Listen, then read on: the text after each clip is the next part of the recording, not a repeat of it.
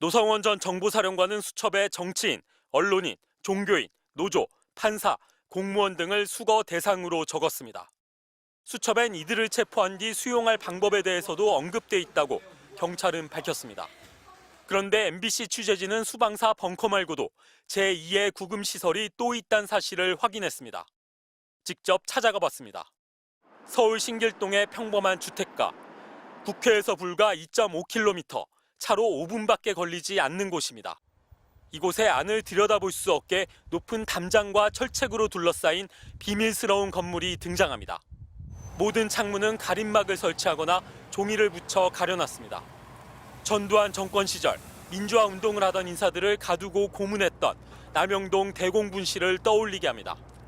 정문은 아무나 들어오고 나갈 수 없게 육중한 철문으로 막혀 있습니다. 철문 옆엔 아트센터라고 적혀 있습니다. 하지만 예술과는 전혀 상관없는 시설입니다. 이곳은 원래 대공 혐의점이 있는 탈북자들을 데려다 조사하는 곳입니다. 노상원 씨가 만든 비선 조직인 정보사 수사 2단은 이곳을 체포한 사람들을 가두고 신문하는 장소로 쓰려고 했습니다. 노상원 씨가 여기다가 수사 2단 신문실 만들려고 했다고 들어가지고 아마. 저는 그런 거는 알지도 못하고요. 방첩사 체포조가 정치인 등을 수방사 비원 벙커에 수감하려고 했다면 정보사는 이곳을 별도의 비밀 수용소로 쓰려고 했던 겁니다.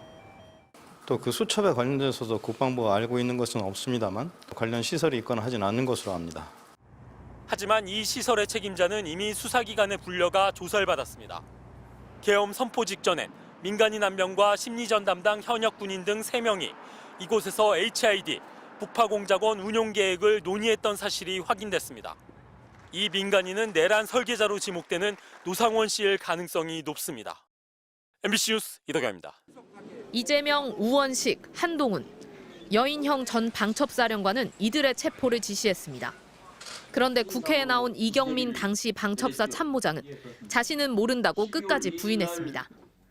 과천 방첩사 지하 구금 시설로 체포해서 넣으라고 지시했죠. 그런 사실 없습니다. 그런 모릅니다. 지시를 했다는 걸 알고 계시죠? 모릅니다. 방첩사에는 구금 시설이 없다는 것. 그러자 방첩사 김대우 전 수사단장이 손을 들고 폭로했습니다.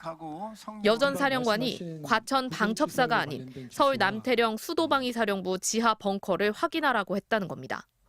수방사 벙커는 평소 군인 500명 이상이 들어가 훈련을 할 정도로 넓은 시설로 알려져 있습니다. 체포한 국회의원들을 수감할 수 있는 크기를 갖추고 있습니다. 김 단장은 여 전 사령관이 체포 대상자 14명의 명단을 불러줬다고도 증언했습니다. 아닙니다. 처음에 지시받기로는 B1 벙커 안에 구금할 수 있는 시설이 있는지 확인하라고 지시를 했고, 그래서 여인영 사령관이 밑에 있는 이 실장 통해서 직접 수방사에 가서 B1 벙커를 확인. 여 전 사령관은 계엄을 미리 준비했던 것으로 보입니다. 계엄 이틀 전인 지난 1일, 여 전 사령관은 북한의 풍선 도발을 이유로 주요 간부들에게 미리 대기 지시를 내렸습니다. 계엄 당일인 3일 오전에도 비슷한 이유로 음주를 자제하라고 지시했습니다. 지금 북한 오물쓰레기 풍선 상황이 심각하다.